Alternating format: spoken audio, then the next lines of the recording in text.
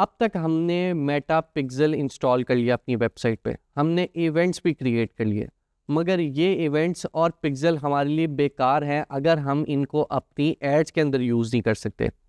तो हमने इन इवेंट्स को अपनी ऐड के अंदर यूज़ करना हो तो उसके लिए हमें क्रिएट करनी पड़ती हैं ऑडियंसेस। अब ऑडियंसेस क्या हैं फेसबुक पे और उनको कैसे क्रिएट कर सकते हैं वो हम इस वीडियो में समझेंगे। पहले हम ये समझ लेते हैं कि मेटा पे ऑडियंसेस दो तरह की होती हैं। एक को हम कहते हैं कस्टम ऑडियंस और दूसरी है look like audience. Custom audience क्या है? कस्टम ऑडियंस वो ऑडियंस है कि जो हम खुद से क्रिएट करते हैं मेटा के ऊपर। वो ऑडियंस हमारी जो वेबसाइट पे एक्टिविटी हो रही है उसके अगेंस्ट भी क्रिएट कर सकते हैं, हमारे फेसबुक पेज पे कोई एक्टिविटी हो रही है उसके अगेंस्ट भी क्रिएट कर सकते हैं, या हमारे इंस्टाग्राम पे कोई एक्टिविटी हो रही है उसके अगेंस्ट भी क्रिएट कर सकते हैं। अब हमने अगर अपनी कस्टम ऑडियंसेस क्रिएट कर ली तो हम उसके बिहाफ के ऊपर अपनी लुक लाइक ऑडियंसेस क्रिएट कर सकते हैं। लुक लाइक ऑडियंसेस क्या है कि हमारी एक जो सीड ऑडियंस है, यानी हमारी जो एक कस्टम ऑडियंस है, हम उससे मिलती जुलती एक लुक लाइक ऑडियंस भी क्रिएट कर सकते हैं। तो आए हम स्क्रीन के ऊपर चलते हैं और हम सीखते हैं कि किस किस तरह की ऑडियंसेस हमारे पास मेटा पे अवेलेबल हैं। ऑडियंसेस को देखने के लिए और उनको क्रिएट करने के लिए हम अपने मेटा बिजनेस पोर्टफोलियो में जाएंगे। यहाँ पे हम अपने लेफ़्ट वाले मेन्यू से ऑल टूल्स पे जाएंगे तो हमारे पास यहाँ पे ऑडियंसेस की ऑप्शन है। हम ऑडियंसेस पे क्लिक कर लेते हैं। अब यहाँ पे आप देख सकते हैं, जैसे मैंने आपको बताया था, आपके पास तीन ऑप्शंस आ रही हैं। दो तो मैंने आपको बताई थी, पहली है कस्टम ऑडियंसेस जो मैं आपको ऑलरेडी बता चुका हूँ, दूसरी है लुक लाइक ऑडियंस, तीसरी ऑप्शन में वो हमारे पास दे रहा है सेव्ड ऑडियंस, यानी जो हमने कस्टम ऑडियंस और लुक लाइक ऑडियंस क्रिएट की हुई है वो हमारे पास सेव्ड ऑडियंस में नज़र आएंगी। तो सबसे पहले देख लेते हैं हम कि कस्टम ऑडियंस में हमारे पास कौन कौन सी ऑप्शंस हैं। कस्टम ऑडियंस में हमारे पास सबसे पहली ऑप्शन आती है योर सोर्सेज की, यानी हमारे अपने सोर्सेज की जो ऑडियंस है वो हम क्रिएट कर सकते हैं। उसमें हमारे पास सबसे पहले ऑप्शन है वेबसाइट, यानी आप वेबसाइट की जितनी एक्टिविटी है उसको ट्रैक करने के लिए इस सोर्स को चूज़ कर सकते हैं। अगली ऑप्शन है ऐप एक्टिविटी, अगर आपकी कोई मोबाइल ऐप है, आप उसकी ऑडियंसेस को ट्रैक करना चाह रहे हैं तो आप ऐप एक्टिविटी को चूज़ करेंगे।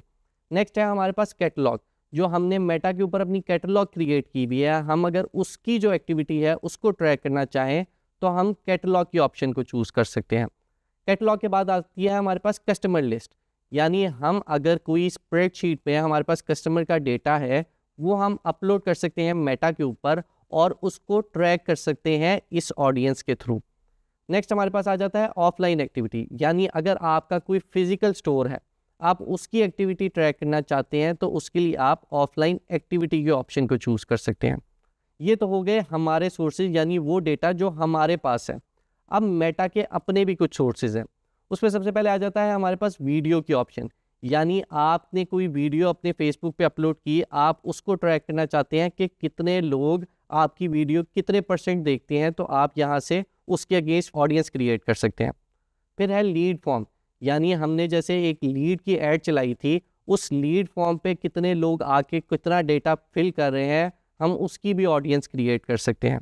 उसके बाद है इंस्टेंट एक्सपीरियंस। इंस्टेंट एक्सपीरियंस क्या है? इंस्टेंट एक्सपीरियंस मेटा की एक ऑप्शन है जिसमें आप एक वेबसाइट के वेब पेज की तरह का एक पेज अपने मेटा के ऊपर क्रिएट कर सकते हैं और अपनी एड्स के अंदर यूज़ कर सकते हैं।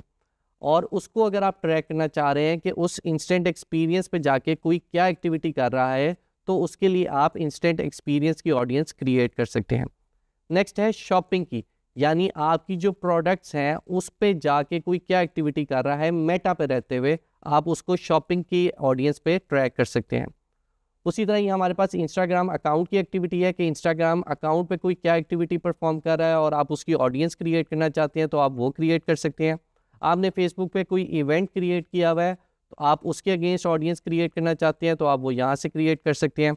उसके बाद है फेसबुक पेज की ऑडियंस आप ट्रैक करना चाहते हैं, जैसे इंस्टाग्राम की है उस तरह अगर आप फेसबुक पेज पे कोई क्या एक्टिविटी परफॉर्म कर रहा है, क्या इंगेजमेंट आ रही है, उसके अगेंस्ट आप ऑडियंस क्रिएट करना चाहते हैं तो आप वो भी क्रिएट कर सकते हैं।